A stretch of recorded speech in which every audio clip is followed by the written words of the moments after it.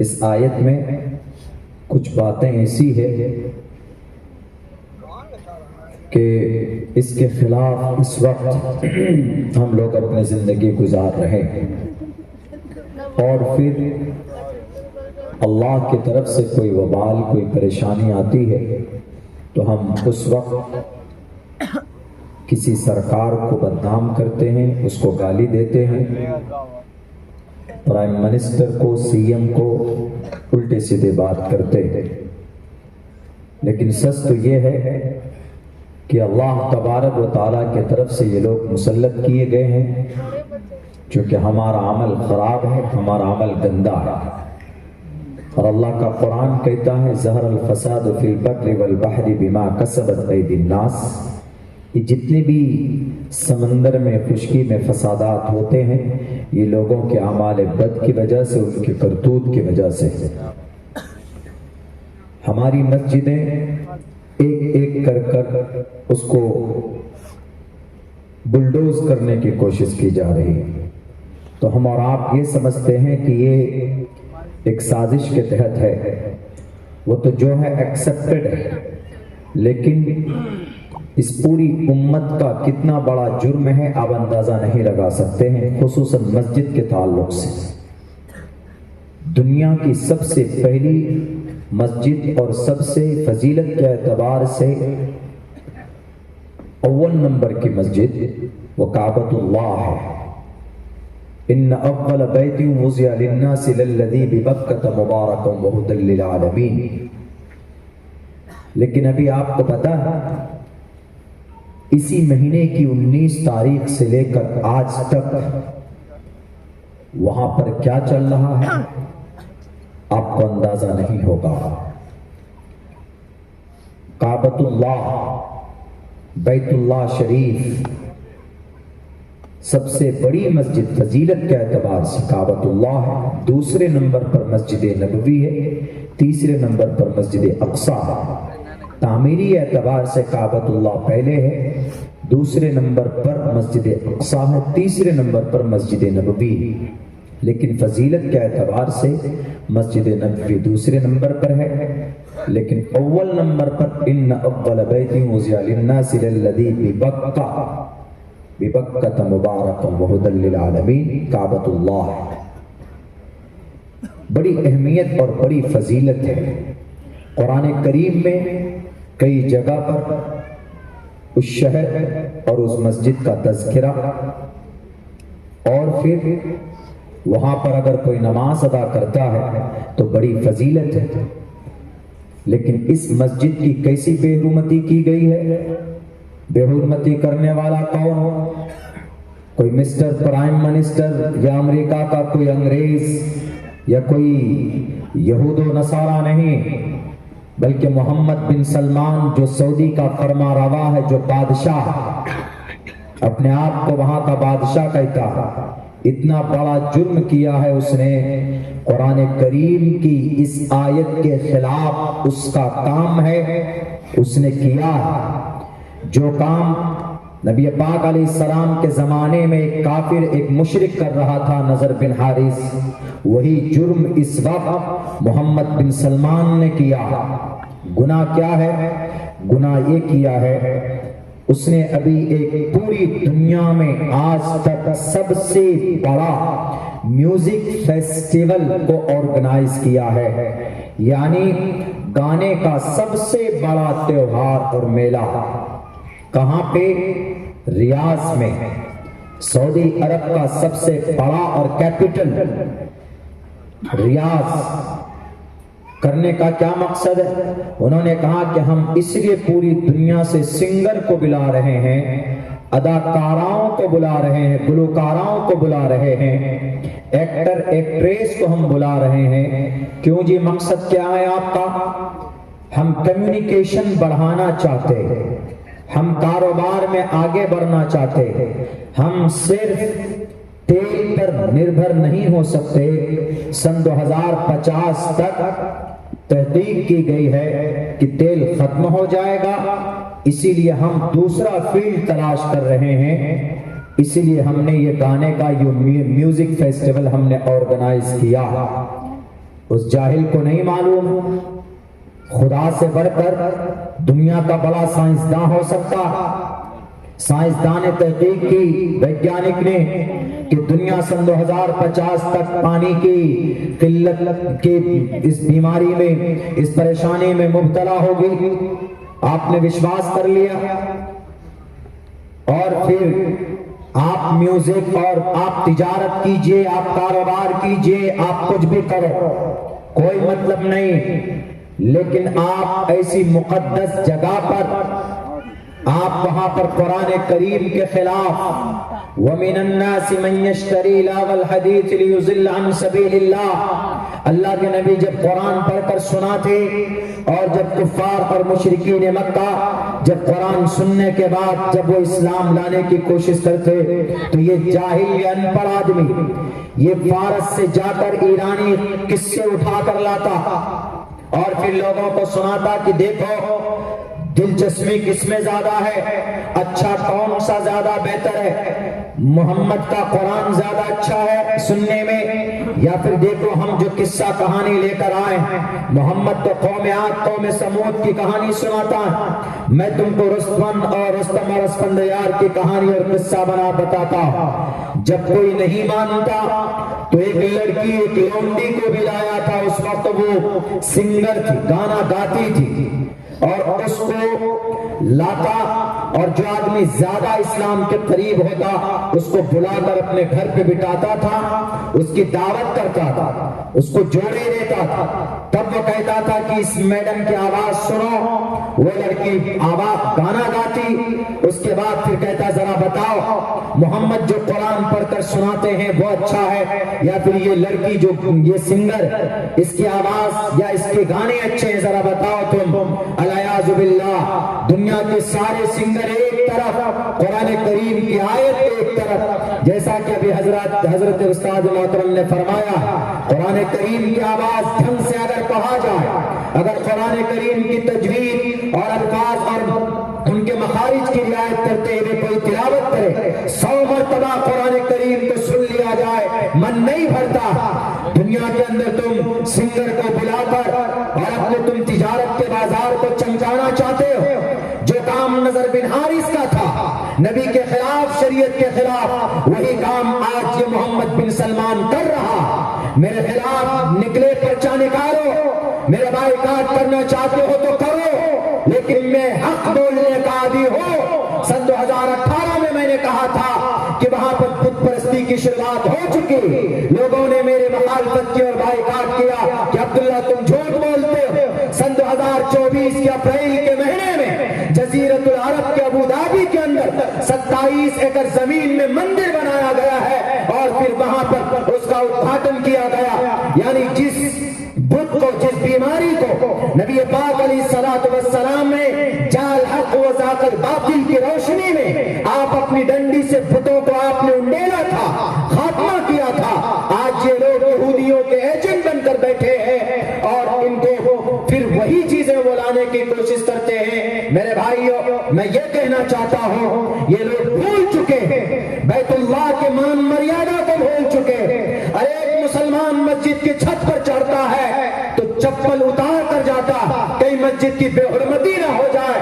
لیکن ابھی کعبۃ اللہ کے 3D ڈھانچہ بنایا گیا, یعنی 3D ڈھانچہ کعبۃ اللہ کی ایک پکچر بنائی گئی, اس کی ایک تصویر بنائی گئی اور 3D سے اس کو اس لیڈی کو اس نیم برہنہ عورت کو جس کو عزت دار دوائی بولتے 5-5 گھنٹے کے 80-80 کروڑ روپے لے کر گانا گاتی, وہ کعبۃ اللہ کے چھت پر اس کو دکھایا گیا اور اس کے سارے بدن کھلے ہوئے بکنی اور اسکرٹ پہن کر گانا گا رہے. تم اس کو کہتے ہو کہ یہ ترقی کے لیے سبب ہے. وَمِنَ النَّاسِ مَن يَشْتَرِي لَهْوَ الْحَدِيثِ لِيُضِلَّ عَن سَبِيلِ اللَّهِ. لَهْوَ الْحَدِيث کا کیا ترجمہ ہے؟ حضرت عبداللہ ابن عباس نے لَهْوَ الْحَدِيث سے گانا مراد لیا, حضرت عبداللہ ابن مسعود نے لَهْوَ الْحَدِيث سے مراد گانا مراد لیا. امام حضرت حسن بصری رحمت اللہ علیہ نے لَهْوَ الْحَدِيث سے گانا ہی مراد لیا, یعنی گانا سننا, لکھنا, گانا بنانا, پڑھوانا سب ناجائز اور حرام ہے. قرآن کریم کی آیت کی روشنی میں محمد بن سلمان آپ دولت کے نشے میں چور ہو چکے ہو، آپ کو شرم نہیں آتی کہ آپ کعبۃ اللہ کے اوپر ایک برہنہ عورت کو مائک دے کر کھڑا کرتے ہو اور ان سے آپ گانا بجواتے ہو اور کہتے ہو کہ ہم تجارت میں ترقی کرنا چاہتے ہیں۔ ہمارے نبی نے 15 سال کی عمر سے لے کر 40 سال کی عمر تک تجارت کی تھی، جس کی وجہ سے نبی کا نام الصادق الامین پڑھا تھا کہ آپ نے گانے کی محفل میں گئے تھے، کسی لڑکی کو لے کر آئے تھے، تب جا کر آپ کا نام روشن ہوا تھا۔ بالکل دلیل نہیں چل سکتے کہ آپ سعودی عرب کے فرما روا ہے، آپ جو کہیں گے تو وہ سچ، غلط ہے۔ میرا باپ بھی اگر کرے گا تو عبداللہ کی زبان بند نہیں ہو سکتی۔ اللہ کے نبی نے فرمایا من رأى منكم منكرا فليغيره بيده فإن لم يستطع فبلسانه فإن لم يستطع فبقلبه وذلك أضعف الإيمان، رواه المسلم۔ اگر کوئی گناہ کا کام ہو رہا ہے، غلط ہو رہا ہے تو ہاتھ سے روکو، نہیں تو زبان سے روکو، نہیں تو دل میں برا جانو۔ ابھی ہوا یہ تھا، دنیا کا سب سے بڑا گانے کی ایک محفل سجائی گئی وہاں پر۔ اب ہماری مسجد نہیں بلڈوز ہوں گی تو کون کیا ہوگا پھر؟ ہمارے بد کی وجہ سے نا۔ کعبۃ اللہ اس سے بڑی فضیلت والی مسجد دنیا میں نہیں، وہ جگہ نہیں ہے۔ اللہ کو سب سے زیادہ پسندیدہ جگہ کیا؟ مسجد ہے۔ آپ اس کے اندر گانا گوا۔ ہمارے ہندو بھائی اتنا احترام کرتے ہیں کہ مندر کے اندر وہ میوزک نہیں چلاتے، گانا نہیں چلاتے، بھجن چلائیں گے، ہنومان چالیسا چلائیں گے، جے ہنومان گیان گن ساگر جے کپیستے الوکو جاگر رام دود اتلت بلداما، برہما سوتر پڑھیں گے، ایکم برہما، ہنومان چالیسا، یہ کیا بولتے گایتری منتر پڑھیں گے، اوم بھرگو سواہا تتسویتر وریرنیم بھرگو دسی دیوس دھیمہی دیو یو نہ پرچودیا، پڑھیں گے، بھجن چلے گا، لیکن میوزک مندر کے اندر نہیں چلا سکتے۔ وہ اتنا سمان کرتے ہیں، اور آپ پیسوں کے لالچ میں کعبۃ اللہ کی چھت پر 3D ایفیکٹس کے ذریعے سے آپ بکنی اور اسکرٹ پہن کر لڑکی کو آپ ننگا نچا رہے، تو یاد رکھو تمہارے چہرے مسخ کر دیے جائیں گے۔ اللہ کے نبی نے فرمایا میری امت میں دھسانے، چہرے مسخ کرنے اور ان پر پتھروں کی بارش کے برسات کے واقعات ہونے والے ہیں۔ جیسا کہ حضرت نے فرمایا اجتماعی نہیں لیکن انفرادی طور پر تو ضرور ہوگا، ان نالائقوں کو نہیں چھوڑے اللہ تبارک و تعالی۔ اسی لیے میں صرف یہ کہنا چاہتا ہوں کہ ہمارا عمل یقیناً گندا ہے، اس کو ٹھیک کرنے کی ضرورت ہے، اور وہ کیسے ہوگا؟ وہ تعلیم کے ذریعے سے ہوگا، وہ ایجوکیشن کے ذریعے سے ہوگا۔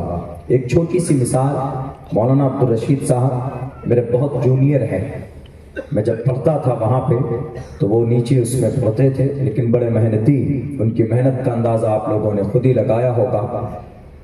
تو ضرورت اس بات کی ہے کہ ہم لوگ اپنے بچوں کو تعلیم دیں۔ پہلے تعلیم ہے، پہلے مدرسہ ہے، پہلے مکتب ہے، تب مسجد ہے، کیونکہ مسجد میں نماز پڑھتے ہیں، اور جب نماز میں کیا پڑھتے ہیں؟ قرآن پڑھتے ہیں۔ بہت لوگ تو غلط سمجھتے ہیں کہ نماز میں جہاد کی باتیں سمجھائی جاتی ہیں، نماز میں آتنکواد بنایا جاتا ہے، مسجد میں اور بہت ساری ادھر ادھر کی باتیں، حالانکہ یہ کہیں سے کہیں تک اس کا کوئی رشتہ نہیں ہے۔ کچھ لوگ بول دیتے ہیں الٹا پلٹا، وہ اپنی ناخواندگی کی وجہ سے، جہالت کی وجہ سے بولتے ہیں، حالانکہ ایسا نہیں ہے۔ مدرسے میں، مکتب میں نورانی قاعدہ، قرآن کیسے پڑھے گا ہمارا بچہ، وہ سکھایا جاتا ہے، اور یہ ضروری۔ اللہ کے نبی کا سب سے پہلا پیغام اقرأ باسم ربک الذی خلق، خلق الانسان من علق، اللہ کی طرف سے اللہ کے نبی کو بھیجا گیا، تمہیں پڑھنا پڑے گا۔ تو مسجد بھی سمجھیے بعد میں، پہلے آپ مسجد میں نماز پڑھیں گے، نماز میں قرآن پڑھتے ہیں، درود شریف پڑھتے ہیں، التحیات پڑھتے ہیں، اور یہ چیزیں کہاں سکھائی جائیں گی؟ مکتب اور مدرسے میں۔ اسی لیے ضروری تعلیمی ادارے جتنے ہوں زیادہ بہتر ہے۔ تعلیمی اداروں میں کوئی سیاست نہیں کہ یہ فلاں کا مکتب ہے، یہ فلاں کا مدرسہ ہے، قرآن کی تعلیم ہو رہی ہے کہ نہیں ہو رہی ہے تو سر خم کر دو، مدد کر دو۔ महीने में 200-300 रुपए की फीस जमा करो। कौम की तकदीर बदल सकती है सिर्फ तालीम के जरिए से, दूसरा कोई रास्ता नहीं। Education is the most powerful weapon which you can use to change the world. Nelson Mandela ने कहा था कि तालीम के जरिए से आप अपनी खोई हुई इज्जत को वापस ले सकते हैं। मैं हिंदू भाइयों से भी कहूंगा कि आपको अंधकार में डाला जा रहा है। हमारे उन नौजवानों से भी कहूंगा कि आपको धर्म का फीम सुंघाकर आपको दंगाई बनाया जा रहा, जैसा अभी संभल के अंदर हुआ। एक मस्जिद चली गई, दूसरी मस्जिद के पीछे पड़ गए। जिहालत से लबरेज है। आप क्या रोगे मस्जिद? अगर कोई बादशाह या कोई आलिम दीन किसी मखसूब जमीन पर, हड़प की हुई जमीन पर मस्जिद बनाता है तो मस्जिद बनाना जायज नहीं। सबूत पेश कीजिए कि संभल की मस्जिद मंदिर तोड़कर बनाई गई तो मस्जिद कल आपके हवाले, लेकिन सबूत पेश करना होगा। वो अकबरनामा, वो बाबरी किताब नहीं मानी जाएगी कि नहीं बाबर के नाम पर किताब है, अकबरनामा में ये लिखा है, नहीं मानते, वो ऑथेंटिक नहीं है। और भारत का संविधान ने कहा साफ लफ्जों में 15 अगस्त 1947 तक जो मस्जिद है वो मस्जिद रहेगी, जो मंदिर है वो मंदिर रहेगा। साफ लिखा article 1991 places of worship act के अंदर यही लिखा होता है। गोलियां मार देते हैं बच्चों को, उधर से पत्थर फेंका, गोली मार दी आपने। आर्टिकल नंबर 21 का क्या मतलब रहता है? Protection of our life and personal liberty. हमारी जान का कोई मतलब नहीं है क्या? अगर ऐसा समझते हो तो कभी भी ये देश तरक्की नहीं कर सकता। जितनी जान की कीमत भारत के अंदर सनातन धर्मी, जैन, बौद्ध, सिख की है, उतनी ही बड़ी जान की कीमत एक टोपी और दाढ़ी वाले की, सबकी। इसीलिए मेरे भाइयों, मेरा अक्सर मेरी बात लंबी होती है, बहुत लंबी होती है, आधे घंटे में कुछ नहीं होता, मैं खुद वो हो जाता हूँ, लेकिन मजबूरी है। ट्रेन छूट गई तो पटना नहीं पहुंच पाऊंगा, पटना नहीं पहुंचूंगा मेरी फ्लाइट छूट जाएगी, कल का प्रोग्राम वाला बेहोश हो जाएगा। फिर जैसे दिल भाई के ना आने की वजह से मौलाना अब्दुल रशीद बहुत चुके, मैं इनको लेने के लिए रुका हुआ था, 2.5-3 घंटे तक मैं रुका। मैंने कहा कि आपकी भी शिरकत जरूरी है। बहरकैफ बड़ी लंबी बात सुनना जरूरी नहीं है, जो सुन ले उस पर अमल जरूरी है।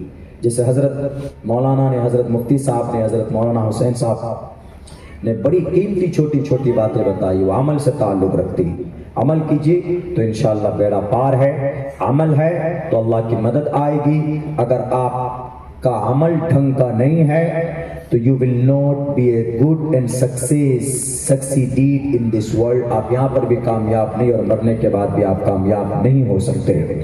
इसलिए पहला काम तालीम, अपने बच्चों को तालीम दीजिए। दूसरा काम, आप लोग तो अल्हम्दुलिल्लाह कारोबार से जुड़े हुए हैं, ईमानदारी के साथ कीजिए। और तीसरा काम, यूनिटी बनाकर रखिए। इस वक्त इन तीनों बातों पर अमल कीजिए तो इंशाअल्लाह तबारक व तआला कभी भी आप जलील और रुस्वा नहीं होंगे और आप जरूर कामयाब होंगे।